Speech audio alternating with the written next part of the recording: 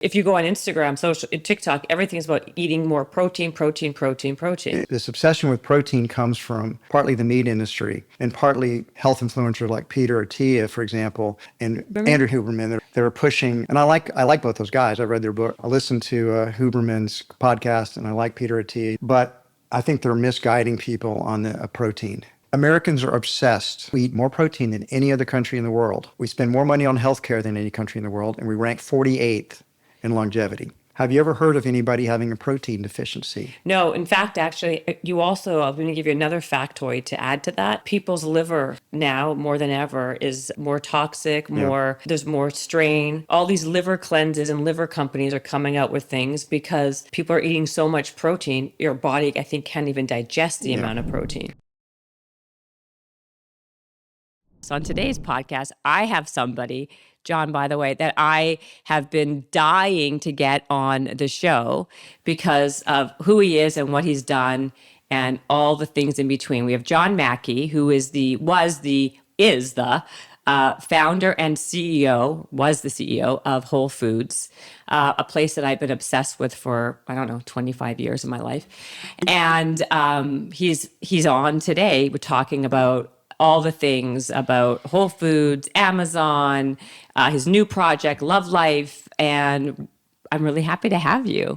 I'm happy to be here. Thanks for inviting me. Oh my gosh, this is like this is my dream come true because the amount of times I've said to people, the one person I think would be really interesting to interview is a guy who founded Whole Foods, since I'm like spending half of my life and most of my paycheck, as you know, at Whole Foods. On this show, by the way, we do healthy shots on here, not alcoholic shots. Mm-hmm. So we do these magic minds. Are you cool with that? You want me to do a shot, is what you're saying? Yeah, I want you to do a shot with me. These are, they're healthy though. It's got matcha, ashwagandha, passion fruit. Looks like it's got lion's mane, cordyceps. All right, let's do it. I have to do it with the founder of Whole Foods. This is like a big day big day for Magic Mind. Yeah. Bottoms up. Cheers. Do you like it? Mm-hmm. I wonder if they're sell at Whole Foods. I know they're at Erewhon. I don't know if they're at Whole Foods.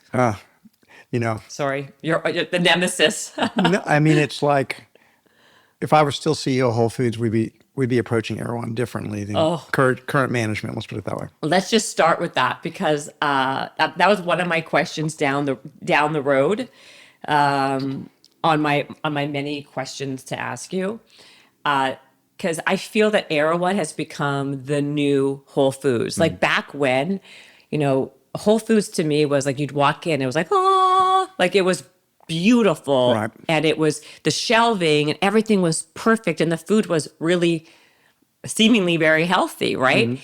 And I feel that it's changed over the years. We'll get to all that stuff. And now Erewhon's become like the new like panacea for for health. What's your take on Erewhon and that whole thing? Well, I have a lot of respect for Erewhon. Mm-hmm. I think they're doing a great job. And so I admire what they've accomplished. If I was still CEO of Whole Foods, I did retire about 3 years ago now, we'd approach Erewhon differently. I wouldn't concede sort of the high end of the market to them. I would compete. In fact, we had created a new brand called Ideal Market. We had the trademark for Ideal Market, and we had one, and we had a original one in Colorado, and then we opened a second one in Boulder, and then we had a second one in Denver. And it was similar to a lot of the things that Erewhon's doing. And the idea was to open Ideal Markets in the LA market. Let's just say the head of marketing really didn't like that idea because she believed that it'd be difficult to support another brand, a brand name. It's just, right. And that Whole Foods could compete. And I thought, well, we can't really move Whole Foods to quite where Erewhon's going, but we could create a different brand. We didn't agree, but when I knew I was going to retire, I gave a year's notice. So it's like, I don't want to force this down the throats of the management team because they're going to clearly not do it after I go. So I just dropped it. But if I was staying on, I would have definitely done that, and it'd be a good competition. We'd push Erewhon a little harder, and they'd push Whole Foods or Ideal Market, and we'd see how it turned out. That's so interesting because it's become like a bad joke, actually, Erewhon, because it's so expensive. It's to the point where it's like, it's stupid expensive. And we used to think that Whole Foods was expensive. Remember the whole paycheck thing? Trust me, I know that well. Right? And now I feel like Erewhon's now taking it to such a crazy level. I think like, who could even have, like, people are standing there in like, there's lineups just to get in. Like it's become like a tourist attraction. Yeah. Well, one of the things that Amazon helped Whole Foods do, there are some things about Amazon Yeah. that I wasn't really happy with from a cultural standpoint, but one of the promises they made to us that they kept was they really helped us drop our prices. In the first 2 years after that acquisition was back in 2017. For the first 2 years, Whole Foods was able to drop its prices significantly 4 separate times, to where I almost never hear that whole paycheck any Yeah. longer. We're far more competitive price-wise. You are. So we do have that advantage versus Erewhon. But I always wanted Whole Foods. Our first core value is to be the highest quality natural and organic foods in the world. That was our first core value. And so I would want Whole Foods to be able to do that. If it couldn't do it under the Whole Foods brand, we'd have another brand. So it doesn't matter, because I did retire, and it was a good thing I did. And the existing management didn't want to go that direction. So part of letting your child grow up is it makes different choices than the parents might want. I led Whole Foods for 44 years. You might say, as a parent, it's got a good foundation, it's got good values, it's good peeps. But it wants to do different things than the parents might want to do, and that's part of every parent knows you got to let your child go in its own direction. It has its own destiny, so to speak. You did a great. I mean, listen. Let's just go back to the beginning before, because it's funny. You just mentioned Amazon, which I have a million questions about Amazon and the acquisition and all the things. But like, the fact what you built with Whole Foods is just incredible. And what was so interesting when I was looking through your book and reading your book and watching your interviews and knowing you're going to finally be on this show, it was that like there was such a juxtaposition between who you seem to be like in like your personal life, and then how you build such a juggernaut like Whole Foods, because you came across so like spiritual and all the things that you do with the breath work and the psychedelics, and you love Love.Life and all these ways of how you like this ideal version of like how you see the world. But at the same time, to build what you built, like that takes hardcore, like you have like that's an entrepreneur on steroids to be able to do what you did. Was there like, how did you blend the two things? Like, I guess your ideal and the realistic way the world works in corporate America. Like, you did it for many, many years. Yeah, but I never really was a corporate guy. And that was part of the conflict with Amazon ultimately. Right. I'm an entrepreneur, and I had no business background. I took no business classes in school. So I started this business up with really very little business background, no educational background. But I think 3 things happen. One is that as an entrepreneur, I'm willing to take chances and innovate, but then also learn from my mistakes. So I learned from many mistakes that I made. Secondly, I'm a voracious reader. So once I got interested in business, I may not have taken any classes, but I read hundreds of business books: accounting, marketing, finance, strategy, pretty much everything I could get my hands on, I read. And then my father, though, was a good business person, and he became my mentor for the first 16 years of the company's history. So, I learned a lot and got better. That's one of the secrets, is to keep improving all the time. You never can let up. You have to get better and better and better. So, but I've always had a competitive side to me, which just talking about Erewhon, it comes out a little bit. But I mean, it's like, that just means I want to be the best. I want to reach the highest potential possible. It's not competitive in the sense that I hate my competitors or they're evil or bad. I mean, someone like Erewhon, I got to be good friends with the former president of Trader Joe's, Doug Rao. And he actually and I were deeply both involved in conscious capitalism. And Doug said the Whole Foods taught Trader Joe's more than any other company.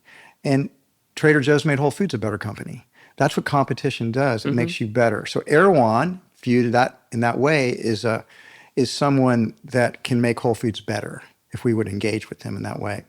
So that's how I blend it together. So you mentioned Trader Joe's. I find them to be the one thing I found I feel is very similar between the Whole Foods and what back then.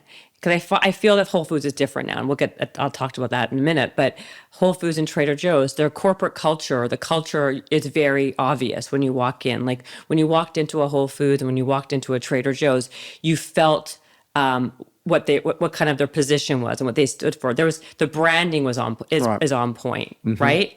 I think so. Yeah, but in every way out, I don't know how else they're similar, but I feel like, but Whole Foods was more high end, I would imagine, Right. right? Yep.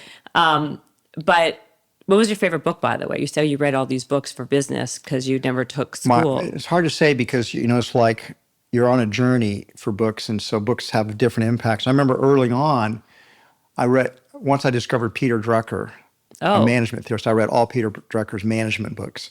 And his magnus opus was management, practices, task, something else. It was a big, thick book. That became sort of a Bible for me for a while. I read that book several times. It was very well earmarked. Another book on business ethics had a huge impact on me. Former philosophy professor I studied under at University of Texas, Robert C. Solomon, Bob Solomon, his book was called Ethics and Excellence. I probably read that book a dozen times, and it's had a huge impact on me. So different books along the way have had a big impact on me. And also I read a lot of business biographies of entrepreneurs, right? I mean, like those. John D. Rockefeller by Ron Chernow, who did Hamilton, now has a new book on Mark Twain. Books on Steve Jobs, Elon Musk, Bill Gates, Andrew Carnegie. Oh, you mean Carnegie? No, it's pronounced Carnegie. It is? Yes, it got New Yorkized, but that's how he pronounced it. Oh. Carnegie.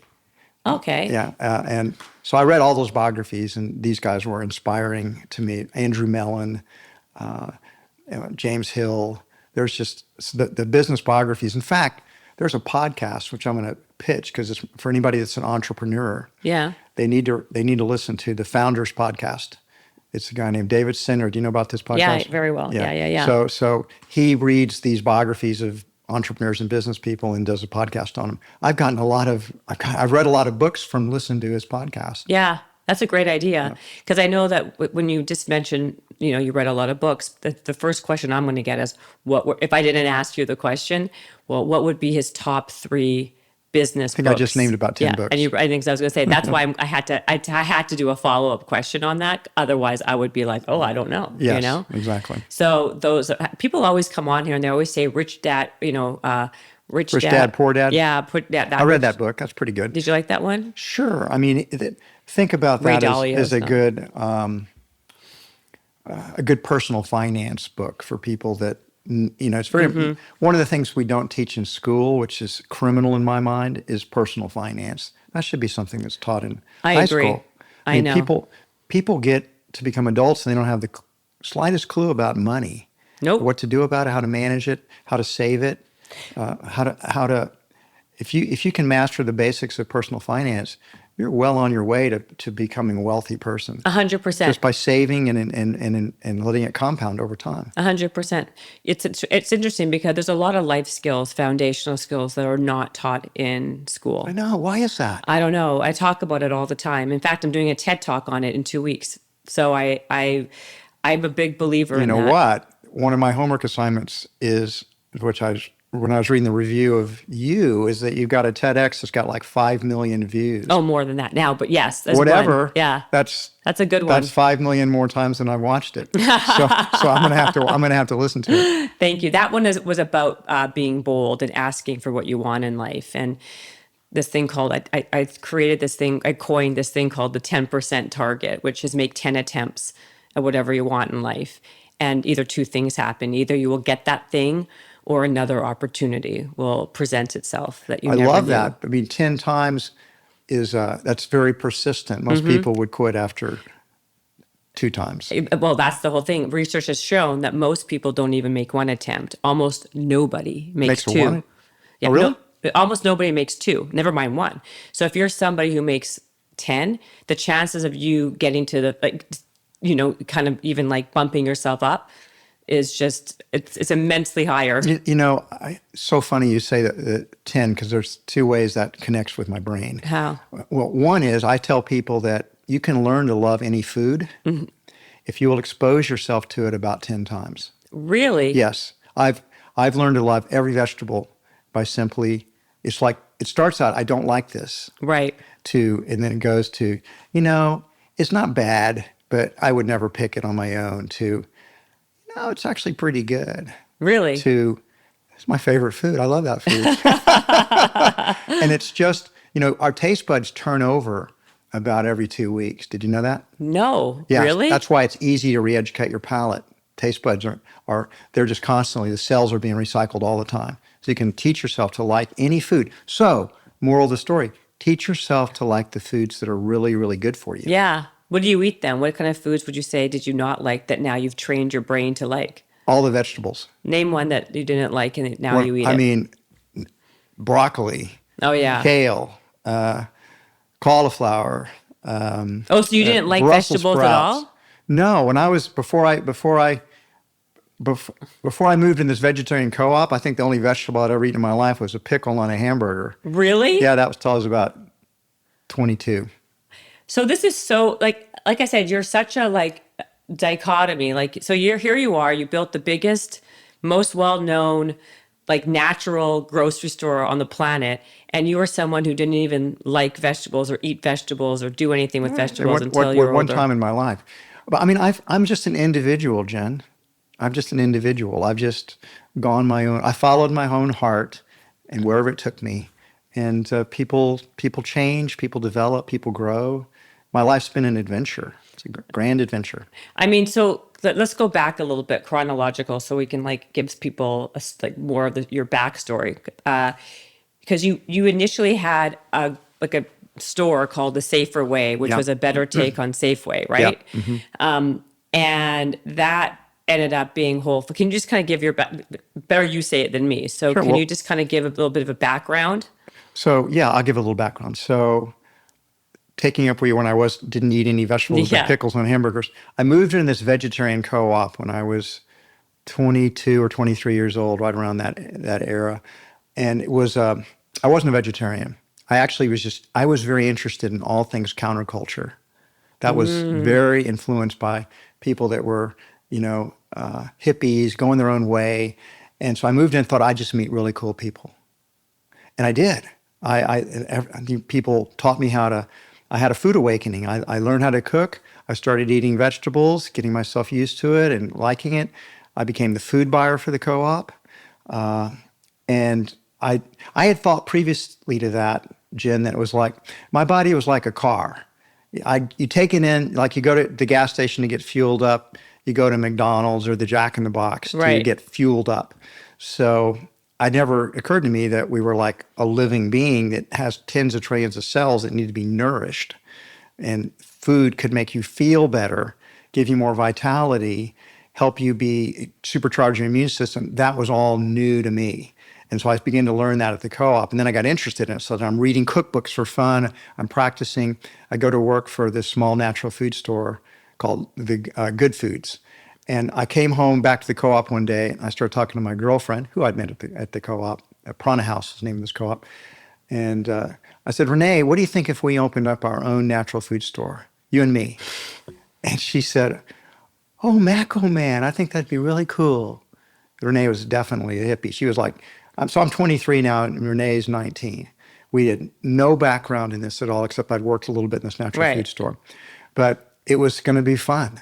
So we went out and hustled money. We raised $45,000, found Safer Way. Safer Way, it was a very idealistic store because it was vegetarian, and we didn't sell alcohol, we didn't sell coffee, we didn't sell sugar. We did very little business. That was the takeaway. That was the takeaway, Yes, yeah. we were very idealistic, very pure, but we didn't meet the market where we found it. And we were also on a residential street. We lost half our money. We lost $23,000 in the first year. But then it was like, I reading all those books. My dad's mentoring me, making mistakes, learning from them. And I realized, oh, we need a different location for one thing. We're on this residential street. Renee and I moved out of the co-op. We're living in the house now, this old Victorian house on the third floor, sleeping on a futon couch at night. There's no shower or bathtub in this place. We're not supposed to be there. It was own commercial. We just lived up there, and we actually took showers in the Hobart dishwasher from the cafe. Yeah. Oh, wow. Yeah, exactly. Pretty sure that violated most of Austin's health I health think code so rules, too. but we didn't promote it. Anyhow, so to speed up that story a little bit, we decided we got to get a bigger location. We found some additional capital to invest, and we opened up the first Whole Foods Market. We merged with another small natural food store like Safeway that was, you might say, a friendly rival, and together we co-founded the first Whole Foods Market, which was a great, huge success right from the beginning. Within 6 months, it had become the highest volume natural food store in the entire United States. It just took off. It was one of the world's first natural food supermarkets, not the very first, but one of the first 3 or 4. And it was very successful. We were in the right place at the right time. It just went bonkers. We had a flood 9 months after we opened, which almost put us out of business. But we learned a lot from the flood. We learned, don't build stores in 100-year flood zones, because the 100-year flood happened the first year we were open. It's the biggest flood Austin had in 70 years. And I might add, the biggest flood that's happened in the Hill Country since that tragedy that just happened recently in Hunt, Texas. Right. Where Wow, yeah. That's the biggest flood since the flood of 1981. Really? Yeah, really. Mm-hmm. So But you rebounded. we rebounded. We got reopened, and I learned about stakeholders that I didn't have the word for, but we should have died. And our stakeholders saved us. Our customers came and helped us. Neighbors and customers helped us clean up the store day after day to get reopened again. They didn't want us to die. They loved us. Our team members worked for free until we could get reopened to pay them. And if we didn't get open, we wouldn't be able to pay them. Our suppliers gave us more inventory. Our investors put more capital in. The bank loaned $100,000 to us on my signature, which I assure you was absolutely worthless. And we got reopened, and we never looked back. And we just went on from success to success after that. So how did you go from one store to like 4 stores? Did you have did you have some type of Yeah.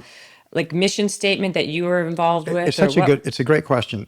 So I believe the hardest expansion a retailer ever does is going from 1 to 2 stores. That's 100% growth. And now you have to create systems for the first time.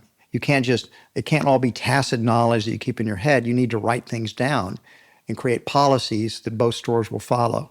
So since we had 4 co-founders, we kind of divided it up into, 2 people at each store.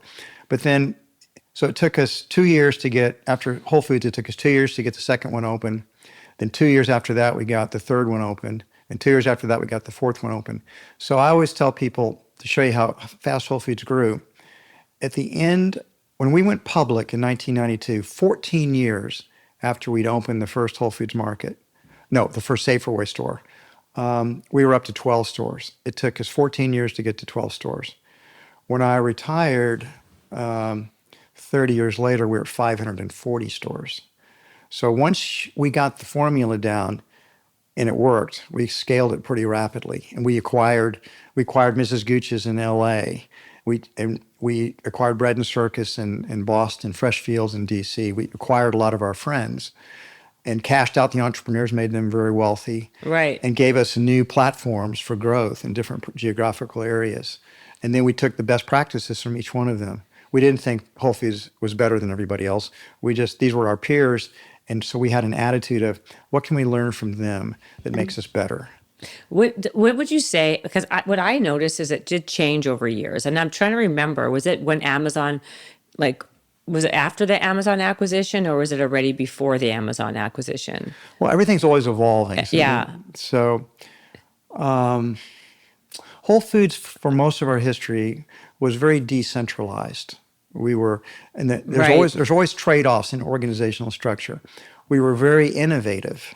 When we're decentralized, we empowered regional leadership to innovate, to create new things. A lot of them didn't work, but the ones that did work, we could copy and spread. So Whole Foods, in fact, Whole Foods drove a lot of the entire innovation of the supermarket industry for a long period of time. But then what happened over time, and this trend began before I retired. We had hired professionals, and the professionals were trying to, I'm talking about a lot of MBAs, and they were trying to make Whole Foods more efficient, cut our costs so we could lower our prices. Right.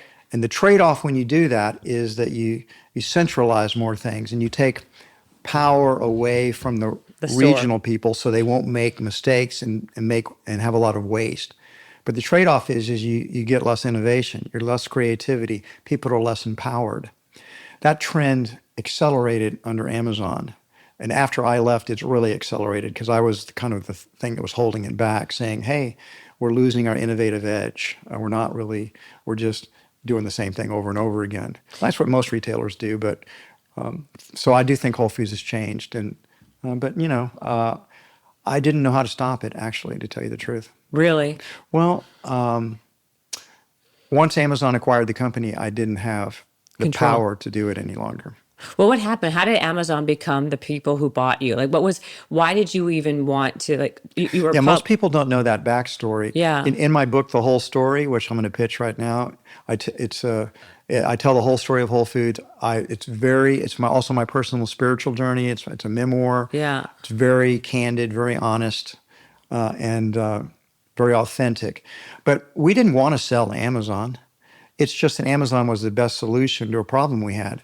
And that problem was we had shareholder activists take a large stake in the company.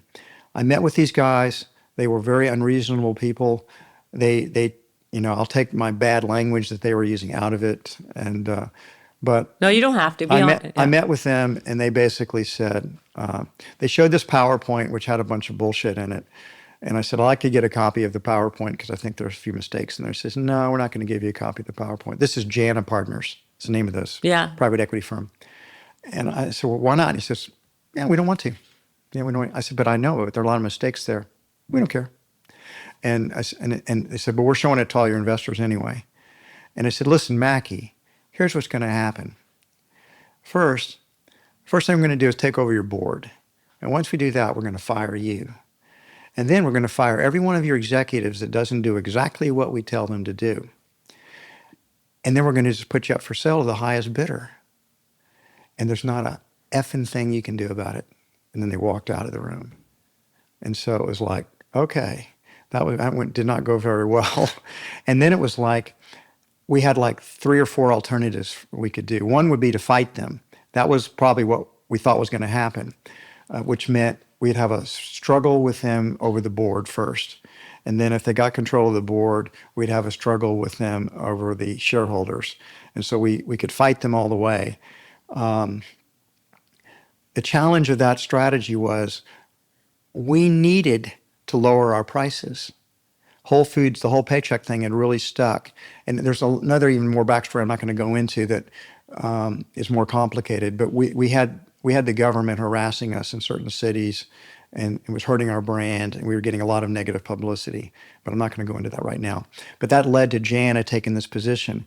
And then we needed to lower our prices, but we needed time to do that. Because if you're selling something for $1 and you start to sell it for 90 cents, in the short run, your sales just dropped 10% if everything went down 10%. Your same store sales went negative 10%. Your profits probably dropped 30 or 40%. And that's going to freak out Wall Street. And so then you're playing into Jana's hands. Then it's going to these people are wrecking the business. We need to take it over. So we needed time to do that. We weren't going to have time with Jana as investors. So then we looked, maybe we could find somebody friendly to buy it. So we'd talk to Warren Buffett. And Warren, he knew all about Whole Foods, but he made a joke, which was pretty funny. He said, we own Dairy Queen. Right. And I'm famous for my junk food eating. John, this is not a good brand fit for me. I think he just maybe thought we were still too expensive for a price. But anyhow, he didn't want to do it. Then Albertsons, we had a talk with Albertsons. They really wanted to merge with us. But it was obvious to me that was a very poor cultural fit.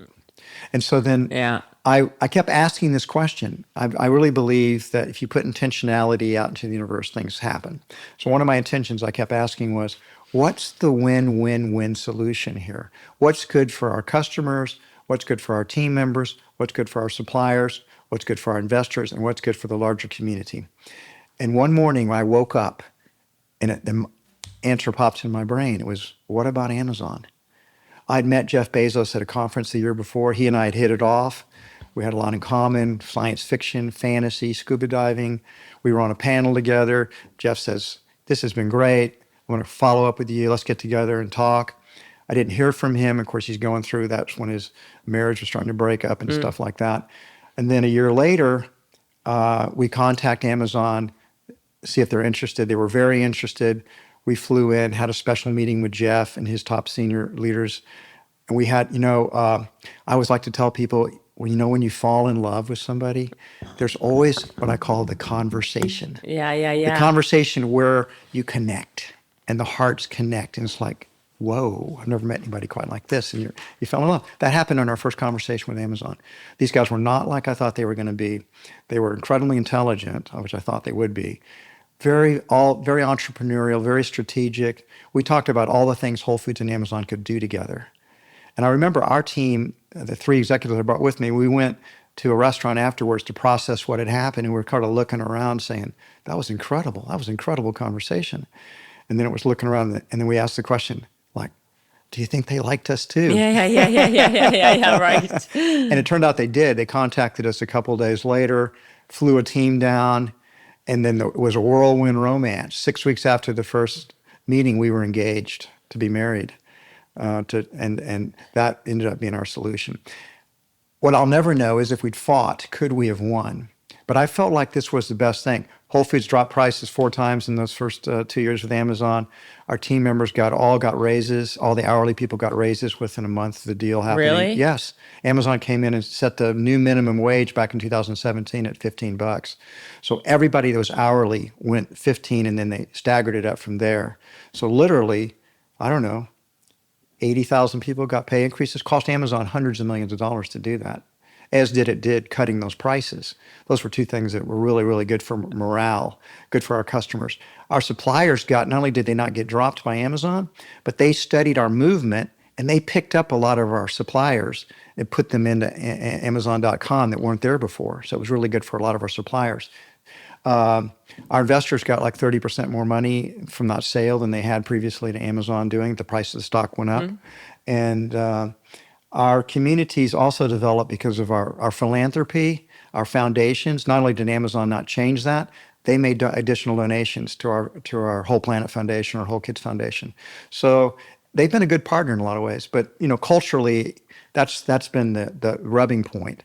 We're different culturally, and to give Amazon credit there, they haven't really tried to change Whole Foods culture in any direct way. They like our culture.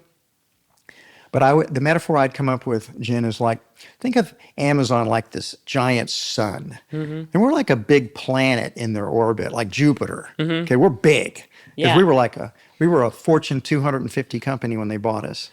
But Amazon was a Fortune 5 company when they bought us. And so even though they haven't tried to change us, the fact of the matter is their gravitational pull is so powerful that Whole Foods is nevertheless affected by it. So we're still Whole Foods, but we are changing. The gravity is affecting Whole Foods. Well, they took away the decentralization, which, by the way, I guess after you said that, it makes sense. Like, that does make a major difference in the customer's user experience, right? Because the problem I have with Whole Foods is that one is not the same. There's no... I feel like the quality or caliber has gone down to the majority. There's some that you walk into still, like the one near Love.Life, actually, in Manhattan Beach or El Segundo. I went in there for the first time when I went to Love.Life. It was beautiful. It was immaculate. It was clean. It was very nicely shelved. But I can go to 5 other Whole Foods, and it's going to be not, the quality's not there. I will tell you what my motto is now that I've retired in just about 3 years. Yeah. It's not my problem any longer. Right. You don't care. I do care. There's not anything I can do about it. Right. I do care. It's like it's if you think of it as like my daughter. I make the joke that I married my daughter off to the richest man in the world. Yeah. You actually did. Yes, exactly. He was only the second. He was the richest when I married her off, and then Elon Musk passed. Yeah, right, so, right. But At that point, it doesn't matter. yes, no, it Yeah. doesn't really matter too much. But I mean, I can't do anything about it. So the greatest gift I can give my successor is not to try to interfere in any way. What do you say besides the fact, like, if you were to go back or look, we talked about all the benefits that Amazon added to Whole Foods. What would you say besides my little rant? What would you say the things that you've noticed have been kind of like the negative things, or the things that kind of haven't been up to snuff for when you were involved? Well, part of it's not necessarily the fault of the existing management. The people, let's just put it this way. When I retired after 44 years, I was like the last man standing. All the people that we built the company together with, they all retired. Yeah. They all retired before me. I was working with people that were substantially younger than me that had professional backgrounds. And so the thing about professionals, this is why most corporations over time begin to decline. Once the founders leave, that entrepreneurial spirit begins to go out of the company, and it's less creative, less innovative. It's true of almost all businesses, unless Happens they're all the time. family owned. So what ends up happening is the professionals are very smart people. They get MBAs from Harvard and Wharton and Stanford. They're very bright people. But their first loyalty is to their careers. And oftentimes, a company like Whole Foods or Amazon is just kind of a stop along the way. It's an addition to the resume. And then they're going to leverage that to another higher paying job. And so their first loyalty is going to be to their own careers. And then the second loyalty is to their profession itself, because they think of themselves as a professional. So as we were building the company, it was very easy to enlist people that were coming up through the ranks into our purpose and our mission and our stakeholder theory. People bought into that. It got harder to do that with the professionals, because their loyalties were not first to the company. And so I do think that's why over time, despite all that intelligence and market research and all the things they do, that the sort of the creative spark oftentimes goes out of companies as they age. But capitalism solves for it.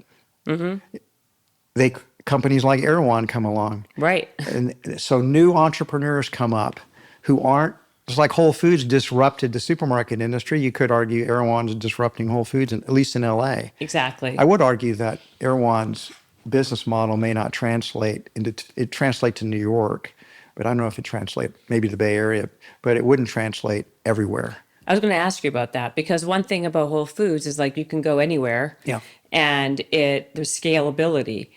Most people in Ohio or Wichita, Kansas they're not going to be going to Erewhon. It's kind of like when you go to a zoo and you see a lion. That's why when you have these tour buses who come to LA, and they all come off with their cameras and they take pictures of the Hailey Bieber smoothie at Erewhon, right? What are they charging for that now? $25. Yeah. Yeah, it's crazy. They're just it's insanity. And by the way, this is the irony of this whole thing, right?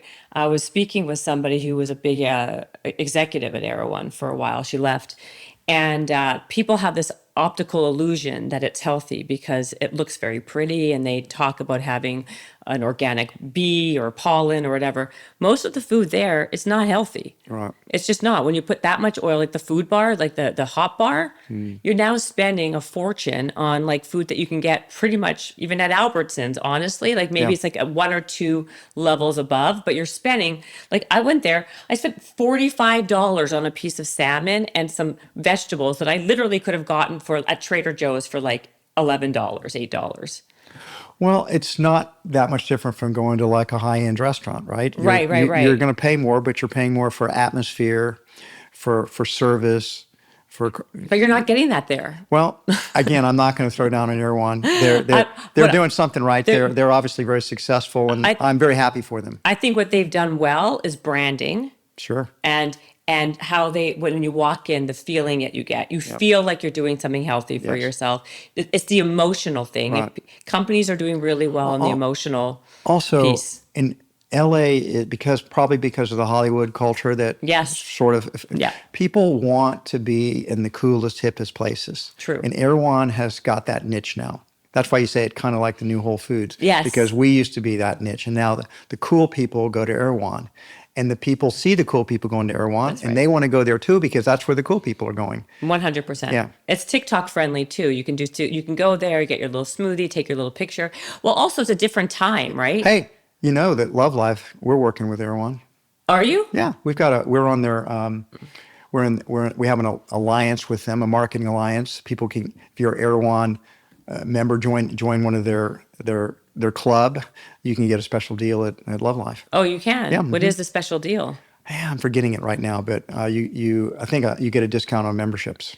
Oh, you get a discount do. on a membership. Because you went from, because before even we're going to get into Love Life, but I want to finish with the Amazon situation with Whole Foods. Did you step down because you wanted to from Whole Foods, or did they push you out? What was the reason behind it? I signed a 5-year contract with Amazon when the merger happened. Okay. So I had a 5-year commitment. But I detail this in the book, and in some detail the whole story. But I was increasingly fighting with Amazon about cultural things. And you might say the tipping point occurred, this is back in February of 2022. And the fight that I had with Amazon that tipped me was call back to work. I wanted to bring our corporate staff back into the office. And because everybody else at Whole Foods was going to work every day, everybody going into the stores or the distribution centers or everywhere else had to go into work. But Amazon, because of Amazon, our corporate people didn't have to. They could work at home. And after a year, I thought it was wrecking our culture because we had sort of a privileged elite that didn't have to play by the same rules everybody else had. And that was so not Whole Foods. We had a much more egalitarian culture. Everybody gets the same benefits. Everybody gets the same discounts. No privileged elite. So that bothered me a lot. And I could see it was affecting, people ask me about it when I go down to the stores. Hey, are the people back to work upstairs? Really? Yes. I was there, but Amazon didn't want us to force anybody to come back to work. And I wanted to. So I'm talking to Dave Clark, who was my superior, who in almost every other way, I really love Dave. I still love Dave. Dave was very smart, and he was a very decisive and a very good decision maker. I watched him make good decisions over the years, and he was a very good decision maker. But he was wrong about this decision. He did not want to let me bring him back. And I was talking to him, I said, Dave, listen, trust me, I'm the general in the field. This is bad for Whole Foods. It doesn't matter if Amazon doesn't want to do this. I just, trust me, I know this is the best thing for Whole Foods. And he said, it triggered him. And when I start talking about being the general in the field, trusted general in the field, and he says, God damn it, John, why don't you just fucking do what you're told to do once? You want to argue about everything. And I said, Dave, can you give me any other examples of me ever arguing with you about anything? And he thinks about it and he says, I don't fucking have to give you an example. I know it and everybody at Amazon knows it. It's like, whoa, everybody at Amazon knows it? Knows what? I mean, it's like, and I said, Dave, I can see you're really triggered, and I think maybe we should not have this conversation any longer. And so we got off the Zoom call, and Dave and I had this call every month. He canceled the next 2 months. Really? And then I thought, but I decided that day, I decided, you know what? I don't have power anymore at Whole Foods. I can't do what I think is best for the company. I can't protect the team members. I can't protect the culture. It's time for me to go. However, that's such a monumental decision that I didn't want to make that hasty. So I wanted to think about it for a few months. And I thought, if Dave will contact me and apologize for being a jerk, maybe I'll stick around a little bit longer. But he canceled the next 2 calls we were supposed to have, and then to get back on, and it was like nothing had happened. And it's like, okay, so that's how it's going to be.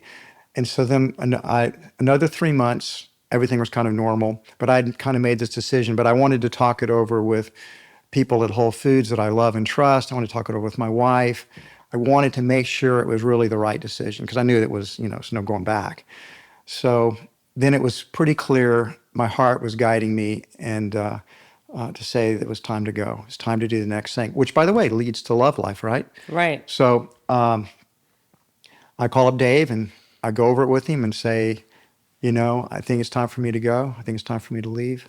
And I'll fulfill my commitment I have on the contract. I'll finish out. So I basically gave 1 year's notice. And that last year at Whole Foods was arguably one of the best years of my whole career there because I had the new successor already picked, Jason Beekle. Amazon loves Jason. That's who they would have picked anyway. And I'd already been mentoring Jason anyway. He was my chief operating officer. He'd been the chief technology officer. He spoke Amazon speak, so to Right. speak. Wow. And so I basically, for the next year, let him run the company anyway. And I just made a grand tour. I visited as many stores as I could, maybe 100 stores around the country, and said goodbye.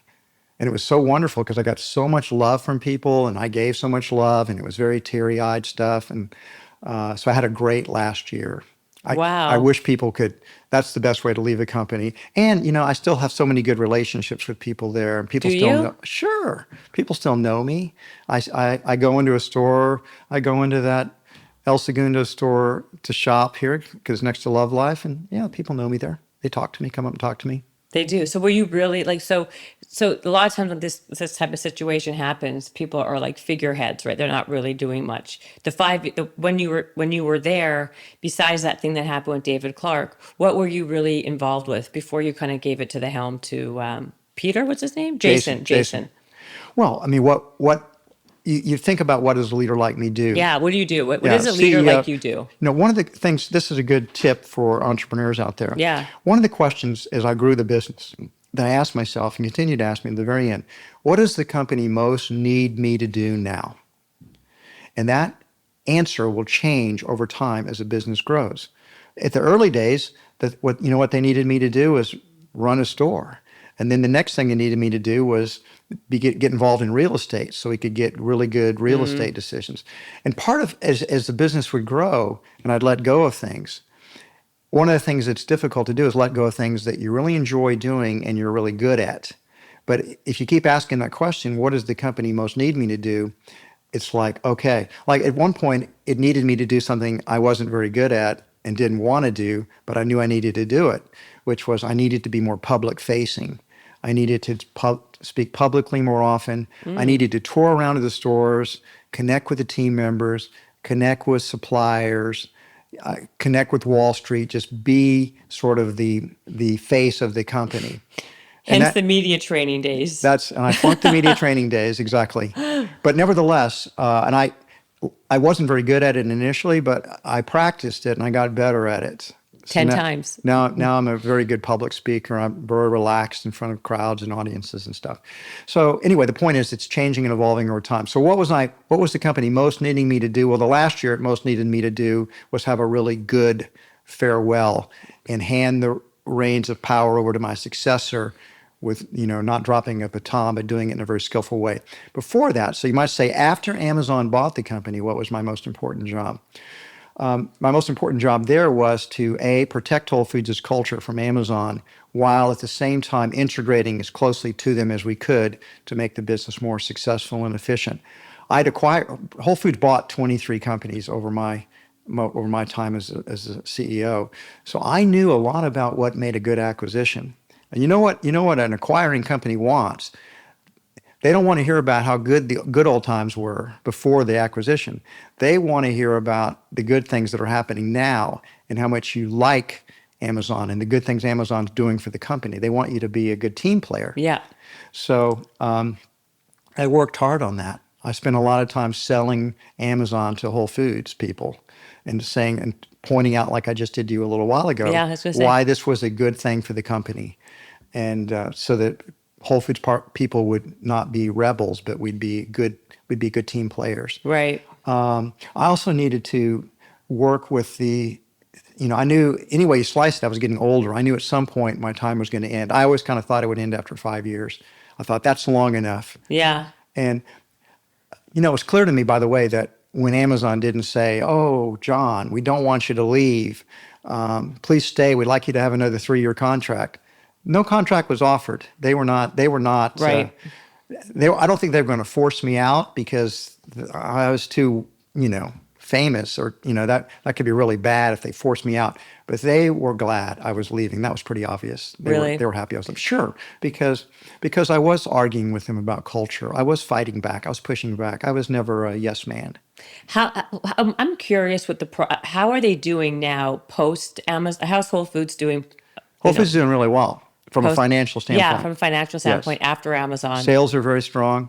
Sales are growing very rapidly. I mean, I don't actually know, but the last year I was there, we'd gotten up to 22 billion in sales my last year. I'd say they're probably at 26 or 27 billion now. So they're Really? $4 or $5 billion bigger. Yeah. I'm pretty sure if Amazon wanted to sell Whole Foods, we paid 13.7 billion for it. It's probably worth, I don't know, probably almost twice that much, I bet. Are you a billionaire now? No. You're not, because it was a public company. You had to give all the shares and all the people. So something equity. people don't know about me is just simply that I'm a wealthy guy. I have enough money, but I stopped taking any compensation back in 2006. I gave all of my stock options to our foundations. I never took a salary after that. I had enough. Yeah, I read something that you capped your salary at $1 million a year. No, back that's then. inaccurate. That wasn't right. That was No, that was we ChatGPT. we capped ChatGPT. What do they know? I know. We capped the salary, the compensation anyone could make to. By the time I left, it was about 13 times the average pay was the most anyone could make.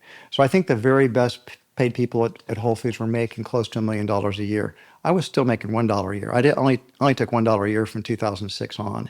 So I made nothing the last, when I leave 16 years, I got paid zero, nothing. Nothing? $1, except they never gave it to me. They never gave me that dollar. They never gave you that dollar? No, I'm thinking about suing them. They owe me like $13. Are you allowed to go to Whole Foods right now and like pick an apple? Would they charge you for it? So you want to hear something funny? Yeah. So at Whole Foods, we have what called benefit hours. So you can bank those benefit hours if you don't use them. So I was banking. I have 1,000+ paid time off hours. So I guess they probably owe me about $1 an hour. They owe me about $1,000 Oh in my benefit time. God. Hold on a second. So when they sold, and of course with venture company, I had stock in Whole right. Foods. I mean, that's what I say. So you took $1 salary. How much stock did you have when you sold it to Amazon, when Amazon acquired it? I'm not going to tell you how much stock I had or how much my net worth was, simply because it just gets misunderstood, and it's. Everyone wants to I remember know. telling one of my friends asked me my net worth one time, and I told him, and he says, "That's it? For all you did with Whole Foods?" Mm-hmm. And I said, "Are you kidding? I'm fabulously wealthy. There's nothing I can't do in life." And so it's always a good question to ask yourself, how much do you really need? In fact, I'm going to tell you a story. This is one of my favorite stories. You might have heard this one. Did you know that Kurt Vonnegut and Joseph Heller, the author of Catch-22, were good friends? No. They were good friends, and they were both writers. So they're at this party on Long Island, and at a hedge fund at a party, and they're there, and Vonnegut was needling Heller. He says, "So Joe, you know the guy that owns this place? He makes more money in a day than you've made for all the books you sold of Catch-22 and all your other books combined. Every single day he makes more money than you do. What do you think about that?" And Heller thinks about it for a few minutes or minute or so, and he says, "Well, Kurt, I've got one thing he'll never have." And he said, "What's that?" "I have enough." That's a good It's a good story, right? Mm-hmm. Good story. And that's how I feel. I have enough.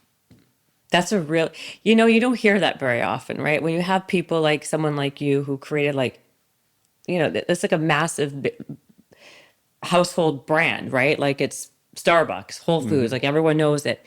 the assumption is you walked away with a lot of money. I did. And you did. I was going to say, I know.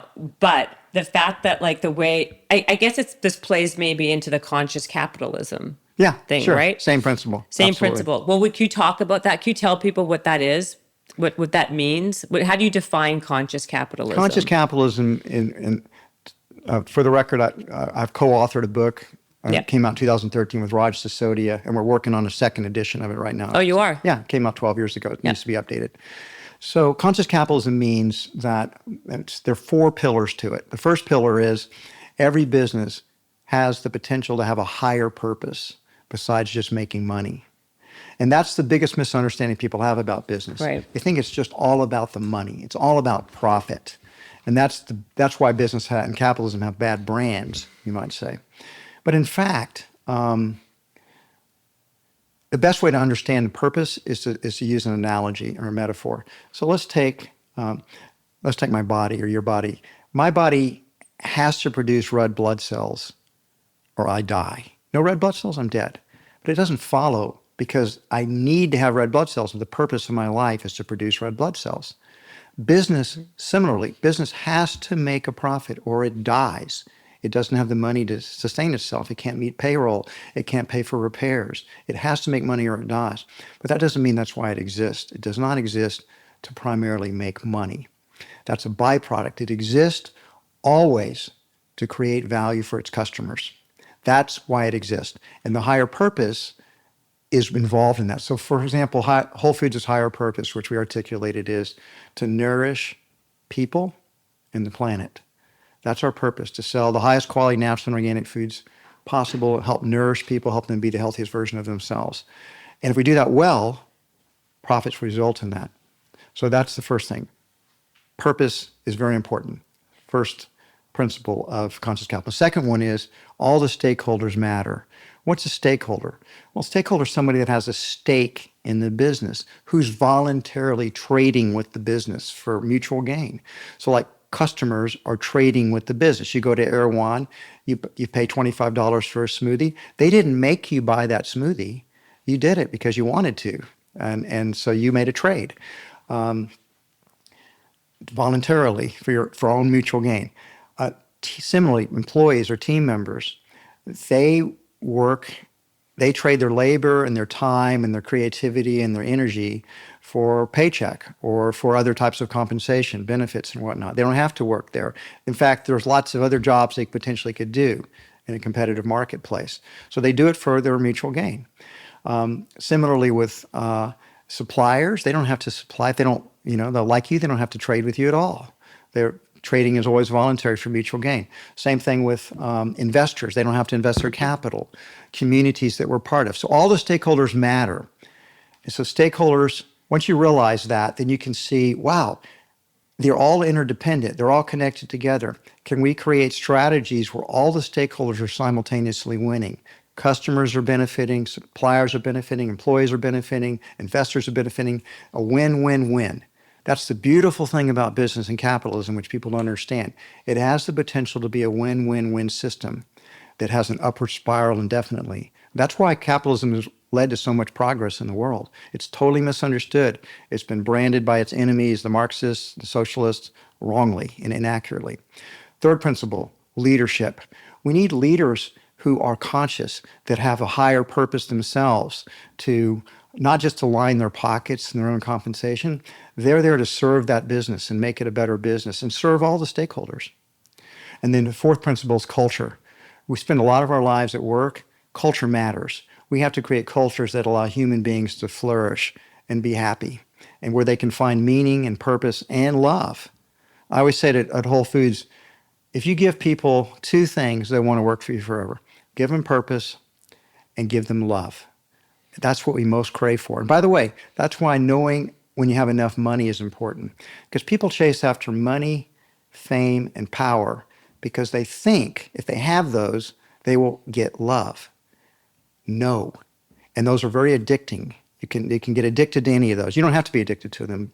But the people I know that chase after those things, they find eventually that it doesn't, no matter how famous they get or how powerful they get or how wealthy they get, it doesn't fill the void in the heart, which only love can fulfill. So that's what we should chase after is love, not money, power, and wealth. So anyway, that's conscious capitalism in a nutshell.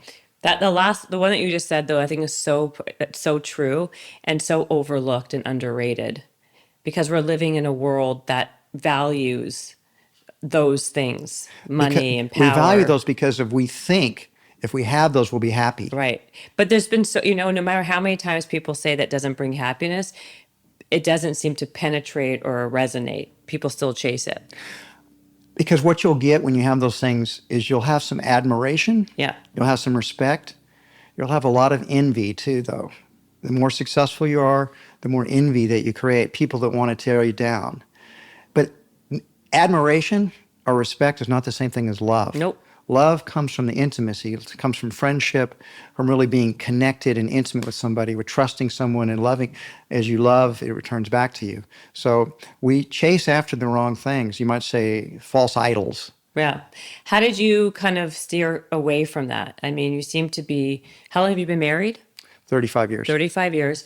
I would imagine after you sold Whole Foods or being the CEO and founder of Whole Foods, you're probably surrounded by a lot of people who admire you, right? How do you kind of like create a life of meaning and purpose and of authenticity when you can be surrounded by so much of that other stuff?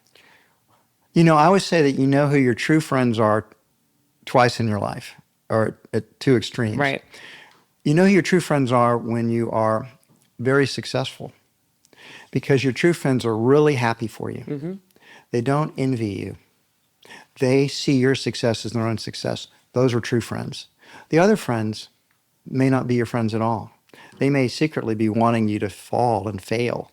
So you have to pay a lot of attention. You have to be conscious. It's like you need to have a little bit of sensitivity to envy.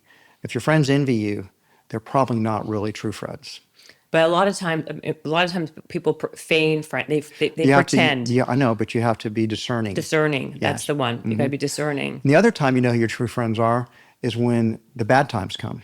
Yeah, that's for Because sure. your true friends really care about you, and they're down there in the gutter with you or in the hard times with you. They're not secretly chortling happy, oh, finally she got hers or he got his. They're there, and you can tell. You can tell they genuinely love you, and they care for you, and they want to help you. Right. So it's kind of interesting. At the best of times and the worst of times is when our true friends reveal themselves. Totally. You said your dad was your mentor for the first 16 years. Yeah. Mm-hmm. What were a couple of the big lessons that he instilled upon you or taught you that helped you? One of the first things my dad taught me was the best capital you'll ever have in a business is the money that you retain from making money. Mm-hmm. And that's so different than what the venture capitalists do today with these startups. The venture capitalists are not necessarily your friends at all. No. And they may not have your best interest at heart. They have a business model where it's called there's the blockbuster business model. One runaway successful idea is all they need to make billions of dollars. Mm-hmm. And so they can have a lot of failures. So they try to scale a lot of these businesses too quickly. And they tell them it's okay to lose money. We'll just keep raising the price round after round. And guess what? If you don't scale well, or if you start to lose money, maybe you can't get a higher price. Then the entrepreneurs get diluted, and they get a cram down round, and they may get forced out, and they bring in professional management to take their place. Mm-hmm. So my dad taught me the best capital you'll ever have is the money that you make and then invest it back in the business. So from very early on, we never tried to scale Whole Foods so much as we just tried to be successful, and we kept reinvesting the money in store after store after store. That was a very big lesson. And the second lesson he really taught me was you've got to be able to build a really good team. And the best team, that means you have to be sort of very self-aware, Jen. It's like you got to know what you're good at, but more importantly, you got to know what you're not good at. Mm-hmm. And one of the things I've noticed about entrepreneurs that become successful is their egos can get really inflated, and it's like they think they're good at everything. I was so bad at so many things that I needed to build a good team around me to compensate for all my weaknesses. And so don't hire and promote people that are just like yourself. You've already got that covered. You need to hire and promote people who have the qualities and skills that you don't have in the same degree. Because I'm a firm believer, our culture makes heroes out of entrepreneurs like Steve Jobs, Elon Musk, Jeff Bezos, and I mean all those guys. They're all brilliant people, but they also build great teams, and those teams are what make the business successful. Entrepreneurs, the driver, but you're no better than your team. Would you say one of your strongest skills was your ability to build really good teams underneath you? Yes, Yeah. I do. What are some other what other skills would you say are you what are your main? Well, so going along with that, I have a very strong sense of purpose, Yeah. and I can infuse purpose and help other people to see purpose. I have a certain charisma in that regard. And because I'm so passionate and I'm an intense guy, people are very attracted to passion in general. Uh, Anybody that's passionate about something, I find it fascinating. Whatever, No matter what it no is. matter what it is. Yeah. They could be just a plumber, but who's really in there just working away, and you can see that they're figuring it out, they're solving it. It's like, wow, you're watching a master craftsman at work here. It's fascinating. Right. And great actors, great any type of creative person. I just find it very, very interesting. I find the people that are passionate to be the most people I most admire in the world. Yeah. And people follow passion. They do. Yeah. They do. Because passion comes from purpose for the most part. It's kind of connected. So you think that your strongest skill set is building great people and teams underneath you, having a lot of passion and purpose, and being able to instill that and invigorate that in others, basically. I think a lot of entrepreneurs have those skills. I Yeah. don't think I think Elon Musk has that. I think Jeff Bezos, Bezos has it. I know Steve Jobs definitely have it. Well, he had it for Yes, sure. for sure. Yeah. So, but that doesn't mean all entrepreneurs are like that. But a lot of them are these intense people that are very mission driven, and people follow them because they, I remember, you ever read the story about how Steve Jobs got John Scully, who ultimately replaced him in Apple, to first go around to work for him? No, what happened? They really wanted to bring in the board was pressuring Steve to bring in a professional manager. So this guy was like president of Pepsi. Oh, okay. So he's a big corporate, and Yeah. Apple was kind of a pipsqueak company back then. His name was John Scully. So Steve is putting the pressure on him. Scully is going to have to give up big, to come in as the number two guy under Steve. And, it was a big step down, you might say. And so what does Steve convince him? He says, so John, do you want to spend the rest of your life selling sugar water to people? Or do you want to come in and change the world? Because that's what we're doing. We're going to change the world. Which do you prefer? Sugar water salesman or world changer? He had Scully with that Really? argument. I think I did hear that before. That's a really good story, though. But I remember hearing that now that you said it. So let me ask you something, because then you stepped down from Whole Foods. You're 70 years old, you said. Why didn't you just retire and go enjoy your life? Like, why did you think, okay, now I just, I'm leaving Whole Foods. I'm going to now start like a health and wellness facility chain or whatever. Yeah, it's a good question, and believe me, one I've thought a lot about. Yeah. So imagine for a moment that you knew how to help thousands of people, maybe millions of people in the long run, live a healthier, more vital, longer life, and you did nothing. You just enjoyed the rest of your life. When you got to the end of your life, how would you feel? I know I can help thousands of people be healthier.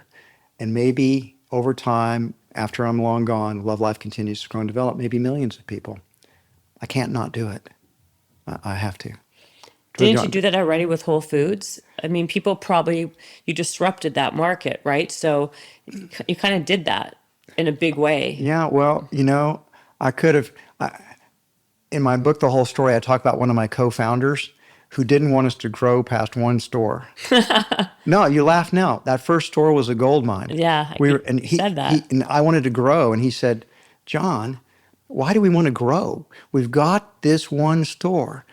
all we have to do is not blow it. We're going to all die really rich. Let's just keep doing it. We don't have to do anything else. Let's just live the good life. And I said, Mark, I don't want to do that. That's going to be boring. I don't want to do that. I want to build a company. I want to open Whole Foods markets everywhere. I want to help people eat healthier all around the country. And he says, that's ridiculous. We'll probably fail. He ended up quitting. A few years later, we'd gotten up to 4 stores, and we were struggling because the new stores didn't start as well. And so we had some growing pains, you might say. And he was so disgusted with me, he quit, sold all his stock for a couple $100,000 and opened up a pizza restaurant. That was not a good financial decision on his part. It was not. No, it was not. So then why, so how involved are you? It's called Love.Life. How involved are you? Are you really involved? Are you tangentially involved? Another good question. Yeah. I am CEO. I own about 70% of the stock from the capital that I put in. But it is in LA and I'm in Austin. Right. So Michael Robertson is the operator that's there running it. And so he's got chief responsibility for it. So I'm involved in all the major strategic decisions. I'm involved in we have regular meetings, executive team meetings. So a lot of the vision is not solely mine, but I was a driver of the vision and what we're trying to do. It was my idea. I'm the ultimate creator, although I have other co-founders, but I was the one that brought everybody together. Entrepreneurs bring people together and create enterprises. Yeah. So I like to say that I brought money, wisdom, passion, but I'm not going to work as hard at Love.Life as I did at Whole Foods Market. I don't have that. I'm going to be 72 years old in a month. So Right. while I'm vital and healthy, I just don't, I'm not young. So I can't do the things that I could do in my 20s and 30s and Right. 40s. That's just reality. So I'm somewhere between deeply involved and tangentially involved, someplace in between that. In between that. Yeah. And what's your, But I think about Love.Life.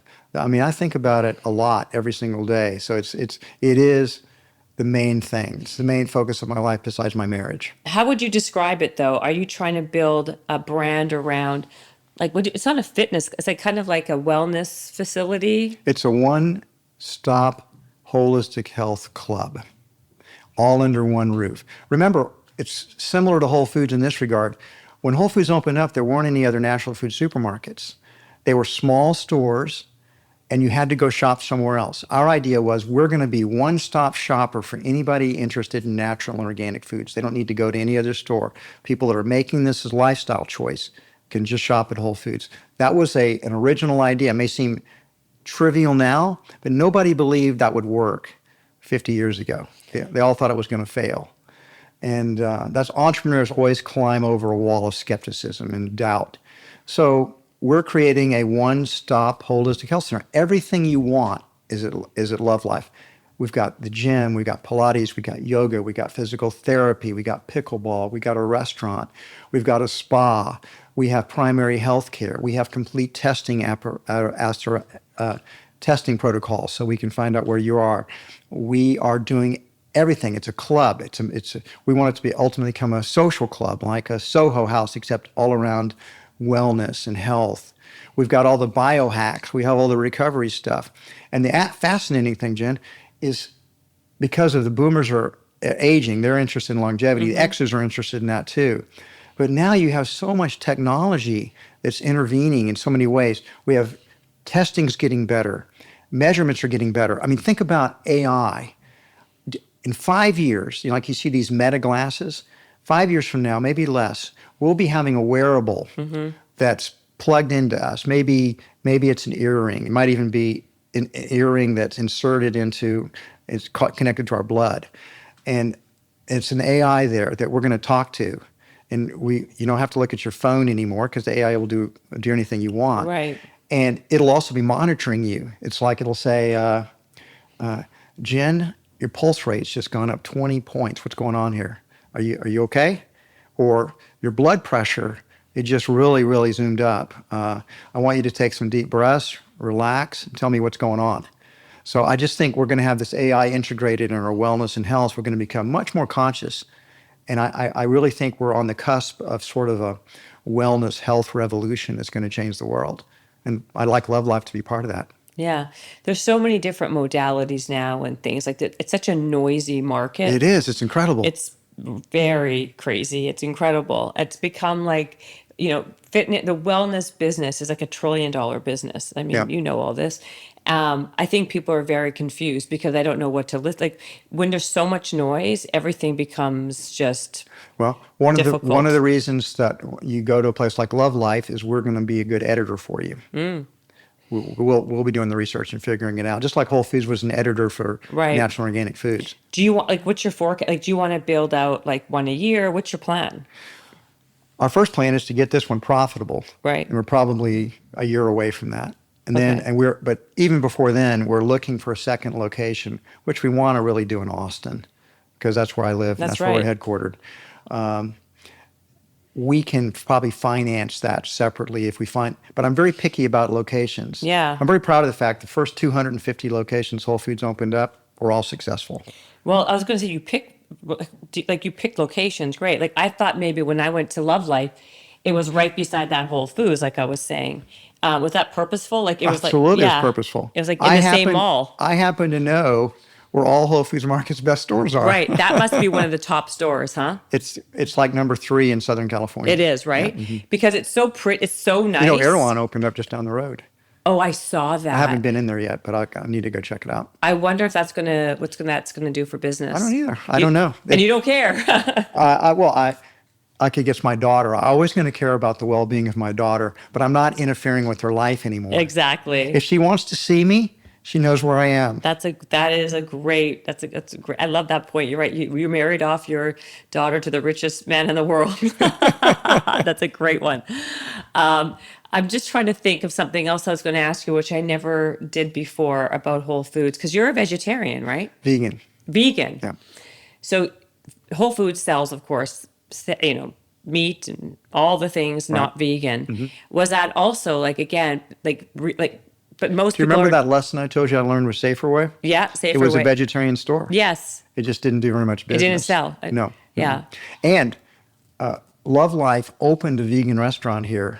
They did? About almost, is it 2 years ago? 2 or 3 years ago, I can't remember. Yes, it was in Culver City. We were going to have the first Love.Life in Culver Oh, City. okay. Did you own that? Yes. Okay. It was called Love.Life. And so what happened there is very interesting.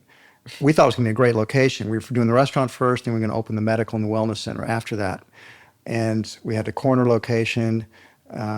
It's where HBO's headquartered. Apple TV's across the street. Sony, Amazon Studios, they're all within a mile of that location. Netflix within a mile of that location. So this was like streaming headquarters for the whole United States. Guess what happened after COVID? Nobody came back to work. Nobody came back. And so it was a ghost town there. There was nobody. HBO's was just empty. Apple was going to build another 575,000 square feet onto that.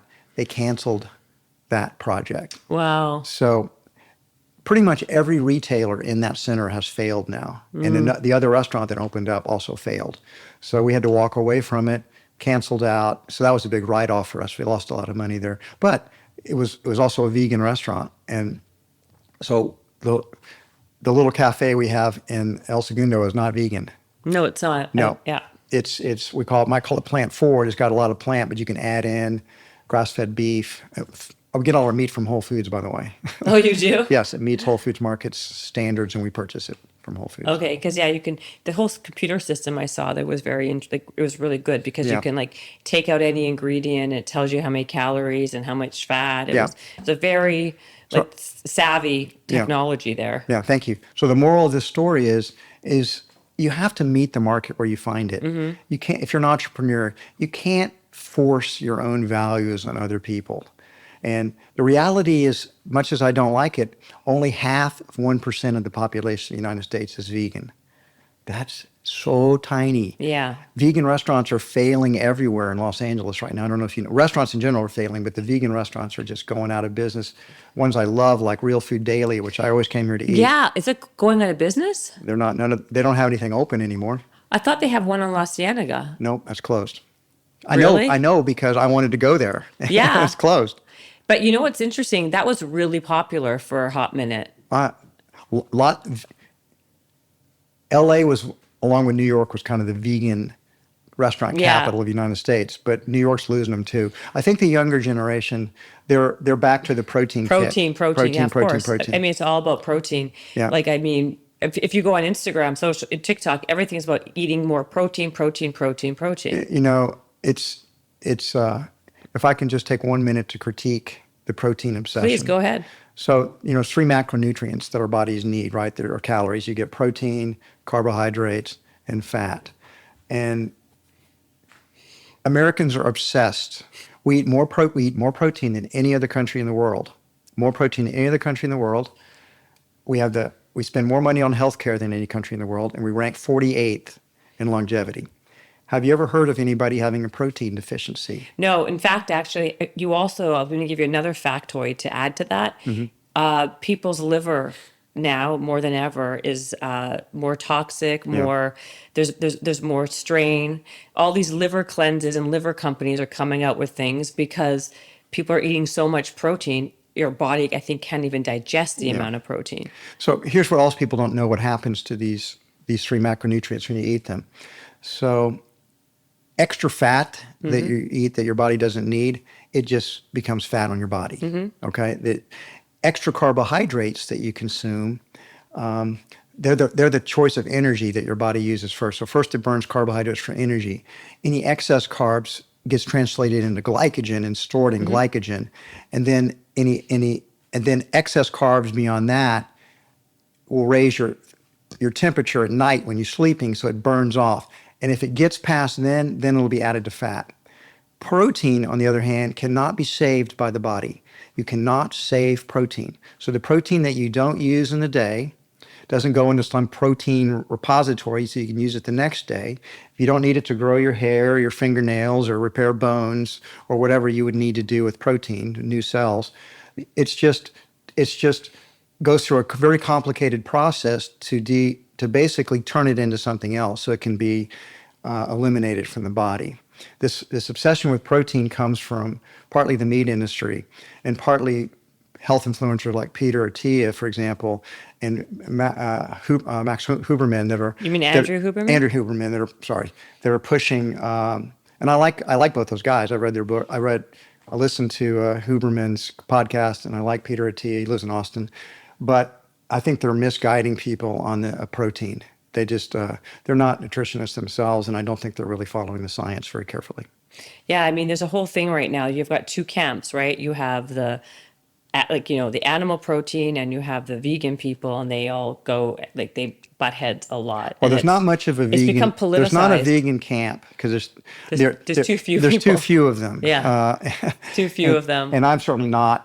I am not I'm an ethical vegan, but I'm not pushing that on anybody else. And I think I'm kind of believe in the Blue Zones diet that you mostly eat plants. Yeah, that's how we evolved.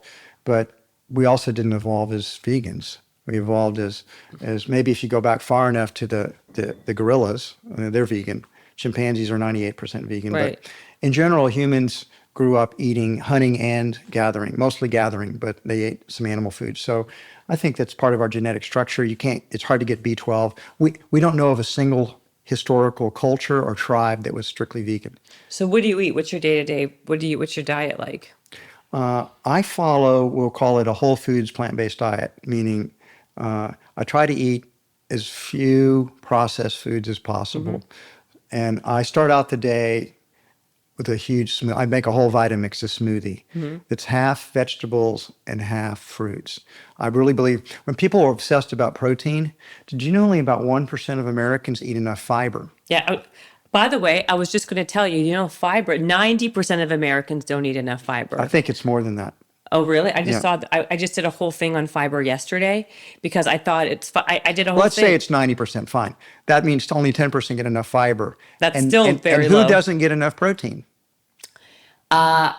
I know. So Well, it's fiber is what, when people say, where do you get your protein? My answer now is, I get it from pretty much every food I eat. Where do you get your fiber from? fiber. Because you will not get any fiber from animal foods. It's You can all get from your plant fiber foods from your vegetables and your fruit, and which whole grains and and beans, whole grains and beans. and Yeah. some in nuts and seeds too. So that's like a total other area. People are like, their gut health is a wreck because they're not eating enough fiber. And antibiotics Yeah, also and wreck it. antibiotics, exactly.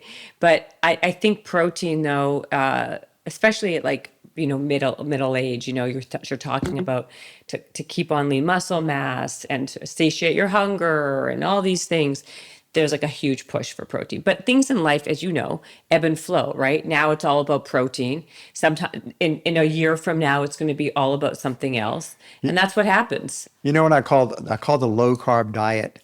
I call it the zombie diet. Right. Because no matter how many times it gets killed, it comes back in a new form. Oh my God. Think about it. The Atkins Yeah. diet, South Beach diet, South Beach diet, keto, paleo, paleo. I mean, it's all the same. It's now just carnivore diet. carnivore diet. It's all the same. Yes. And from your Whole Foods days, like I bet one of your biggest money makers was protein.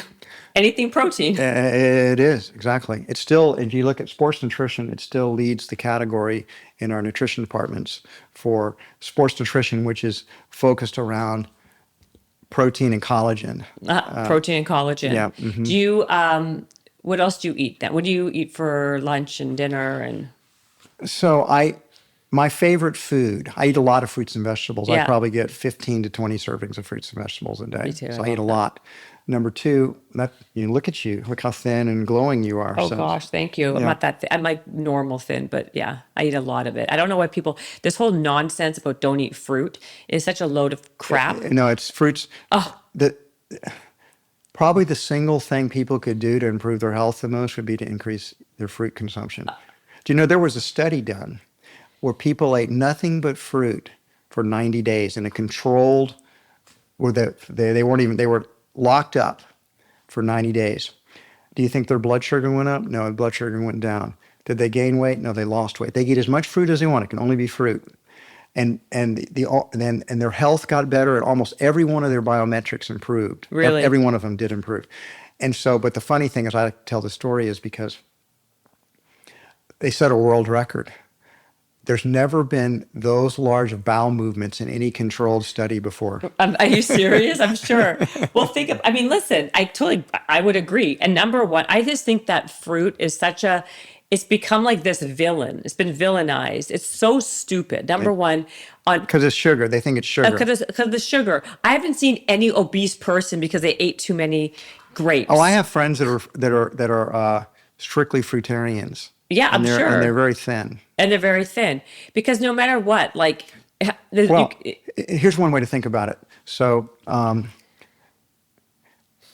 a pound of vegetables, if you eat a pound of vegetables, Yeah. you're getting between 90 and 100 calories on average. If you eat a pound of fruit, you're getting about 300 calories. So to get 2,000 calories of fruit, you'd have to eat 7 or 8 pounds of fruit a day. That's a lot. that's a lot. I can do it If actually. all you ate was vegetables, you'd literally starve to death because you You'd couldn't starve. get enough calories. I know. Although I will say I'm a massive eater and I can eat 4 pounds of grapes in a heartbeat. Like literally. But How many calories are in a tablespoon of oil?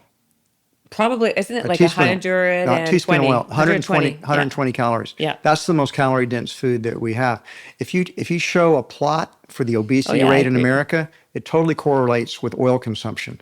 Really? Oh yes, absolutely. I believe sugar, it. believe it or not, because of all the negative propaganda, sugar consumption has leveled off and begun to decline. Really? But oil consumption continues to go up, and so does weight. That's interesting. I mean, are you talking Sugar's seed a oils? scapegoat. All oils. All oils. Sugar's always a scapegoat, though. But having a sugar from a Mars bar is very different than having an apple or an orange. Oh, I well, mean, the studies show, again, because of the fiber that comes along with the fruit, Yeah. and also particularly berries. Did you know berries are like the superfood fruits because Yeah, of course. the pectin in the berries slows down tremendously the Totally. absorption of the sugar into the body. Oh, So yeah. I've eaten strictly like fruits all day with a continuous glucose monitor on, and my blood sugar never spiked above a Really? healthy normal. No, mm-mm. See, I know you're preaching to the choir. I'm a massive fruit consumer. In fact, like I can eat like again. I was at Whole Foods. Sorry to say, yesterday. I'm sorry to say. I'm sorry to say, I spent like $25 on cherries. I'm telling you, Whole Foods. God, the cherries this year are so They're great. delicious. I've been eating them like crazy. But that's my thing. Like, and I'm not worried about getting fat from eating the fruit. I'm worried about getting fat from other things, like not moving enough Yeah. and having, like you said, too much oil. You Hmm. know, when I have people think that, oh, I'm going to have a salad. It's very healthy, and they're using salad dressing. It can be 2,000 calories in salad dressing because of what we're talking about. Yeah. 120 calories I per. make my own salad dressings, and they're delicious. How do you make yours? Vitamix. I can even tell you the principles of how to make a delicious salad Okay, dressing. tell me. So the first thing is you need some kind of fat. That's Yeah. why they generally have oil. Yeah. But a better, healthier fat will be either nuts and seeds or avocados. Yeah. So first you have a fat. Then you have to add some kind of acid to it, Yeah. which could be vinegar, like a good balsamic vinegar, or it could be lime or lemon, even mustard. Yeah, It that's what has I do. vinegar in it. So then you have an acid. Then you want to have something that adds a little bit of salt to it. You don't want it to be too salty, but you want it to be a little bit of salty, which you could get from soy sauce, tamari, again, mustard would do for acid and salt. Add a little bit of salt, and then you either go savory or sweet. You go sweet if you add fruit to it, like blueberries or mangoes, and you go savory if you add herbs to it. I love that. And so and then I almost never make the same dressing twice That's because so it good. takes 5 minutes to make the most delicious salad dressings you can possibly imagine. Nuts and seeds taste so much better than oil. Yeah. So if you make it with almonds or walnuts or pecans or cashews or pistachios, and then you get the acid right, and then you can taste it, and you can fine tune it, and then you add some kind of liquid to it, water most likely, but you want to get the right consistency on it. Yeah, it's all about the consistency. I always try to make salad dressings, and I'm always off by a little bit. You know what I mean? I'm not good at But it. then you can. Here's the thing: if it's too thin, you just throw a little bit of more nuts and seeds in it, Yeah. and that will thicken it up. If it's too thick, you just add a little more liquid I'm until you gonna get try it. one tonight. Yes. I love Yeah. that. Send me an email or something how it goes. 100% I'm going to.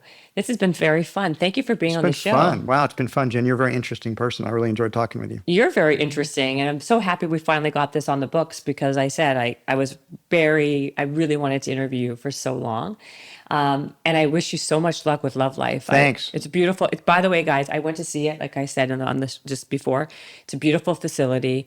You have everything in there, and I think it's going to do really well. So, Even people that don't live close to Love Yeah. Life, we do have a medical only membership.